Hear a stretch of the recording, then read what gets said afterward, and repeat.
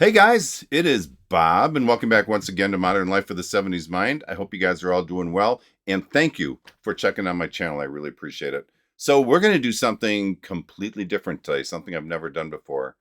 When I was young, I'm pretty young, I'm talking third, fourth grade maybe, my parents had bought this box set of classical, I think it was like the top 50 classical music hits. It was on TV. You would see them all the time back then.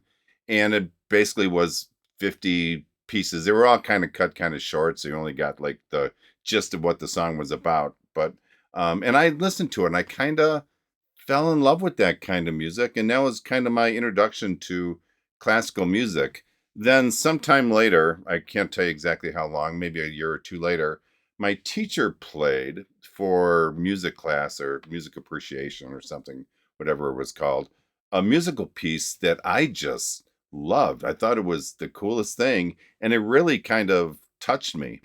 All I remember of that, because I didn't listen really good in class. I was not the best student in grade school or in high school or in college until the very end when I realized I better study or I'm going to get kicked out of college. But too many bars got in the way when I was studying in college. But, anyways, I regress.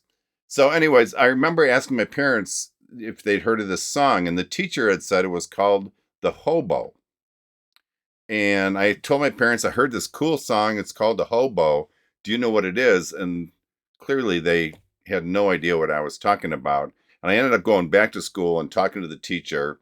And what she said was the instrument that was being played was the oboe. And for some reason, I thought it was called the hobo. So I realized that after talking to her, the piece that she was talking about was Peer Gynt Suite #1 that does feature an oboe. The Peer Gynt Suite was written by a Norwegian composer, Edvard Grieg, and it consists of 4 movements, and each one is pretty clearly different from the rest, which I like. It's probably, if I had to rate my favorite classical songs, this has to be top 3, maybe top 2. I would say top 2. It's a toss-up between 2 of them. I've never tried to describe a classical song before. So this is going to be interesting, probably not only to you, but for me as well. So bear with me. All I can assure you coming out of this is that you're going to hear a beautiful piece of music. And the description, we don't know yet because I haven't done it before.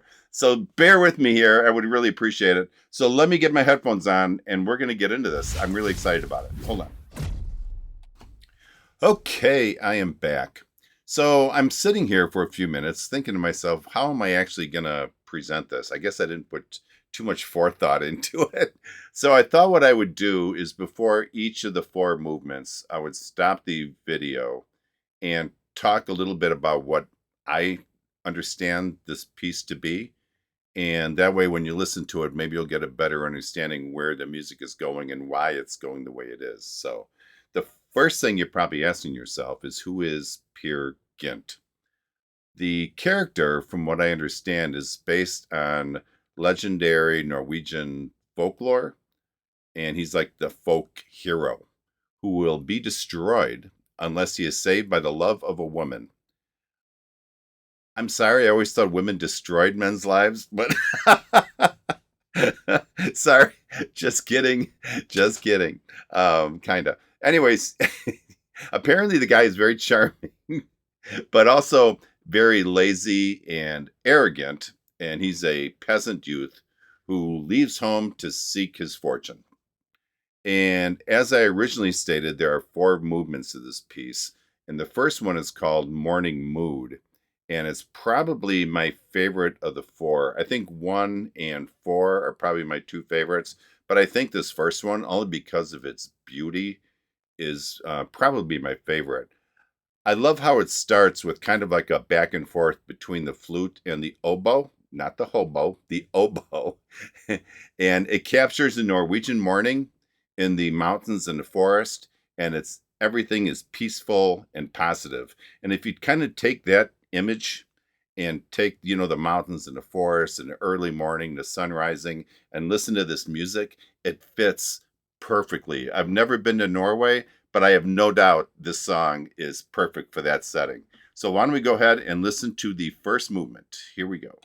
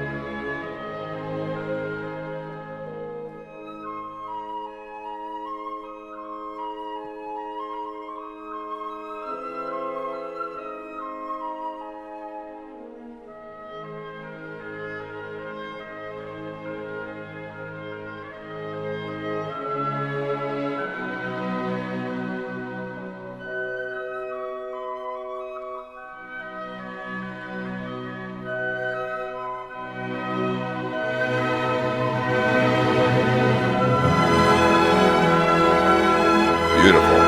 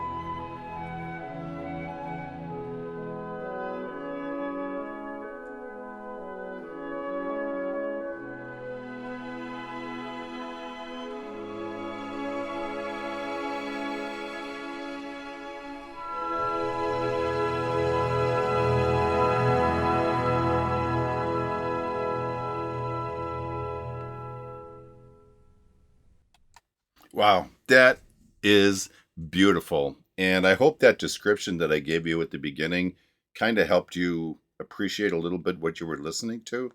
Just a beautiful piece of music. And like I said, probably top two of my favorite classical pieces. Now, the second movement, and I'm not 100% sure how to pronounce this.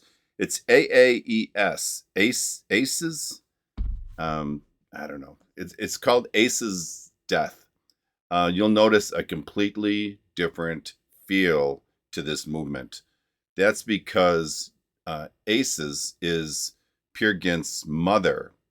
And in this movement, she's dying and actually dies. To make it worse, it's tragic because she's dying alone in the mountains. It's very haunting, and I think it's like incredibly dark. Yet at the same time, it's somehow amazingly beautiful. So this is Peer Gynt's mother dying. She's alone up in the mountains. And I think this music, and especially at the end, as she's taking like her last breaths, you hear that in the music, and it's really, really powerful. So why don't we go ahead and listen to that? This is Ace's Death.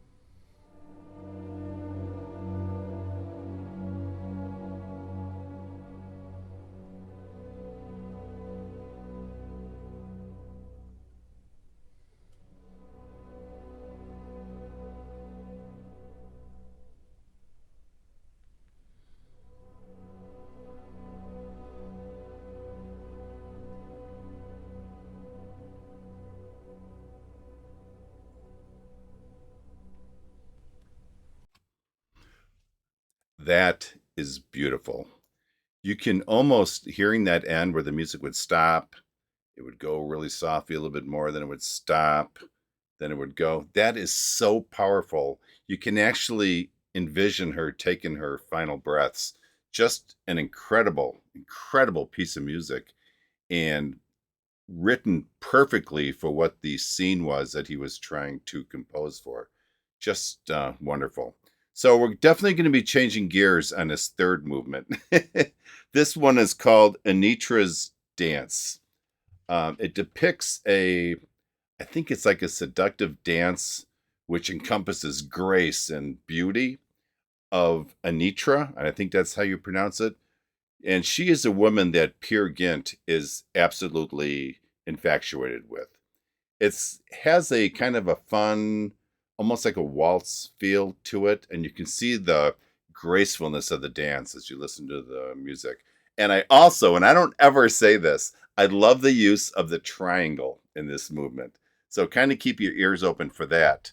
So let's go ahead and listen to the third movement. Here we go.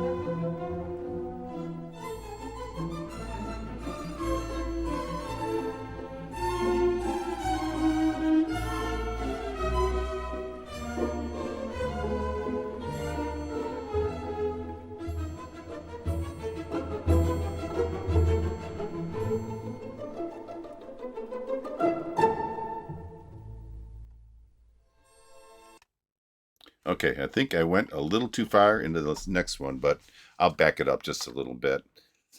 That is this whole this whole suite number one is just beautiful. I just really, really love it.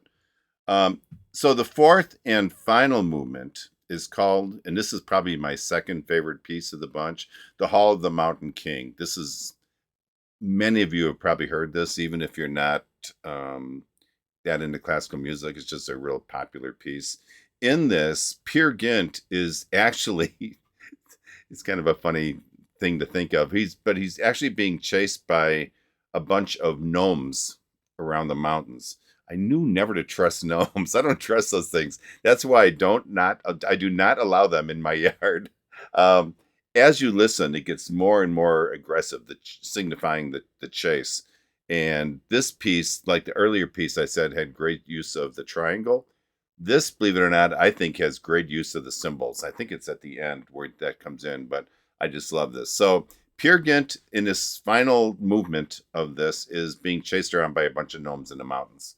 So let's go ahead and finish it off, and here we go. Oh, I'm going to back it up like I promised, just a hair. So you'll probably catch the end of the third movement.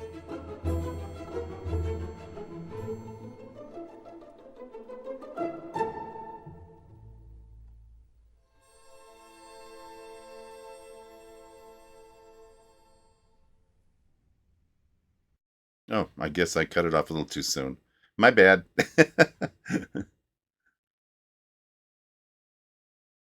Now we're into the fourth movement.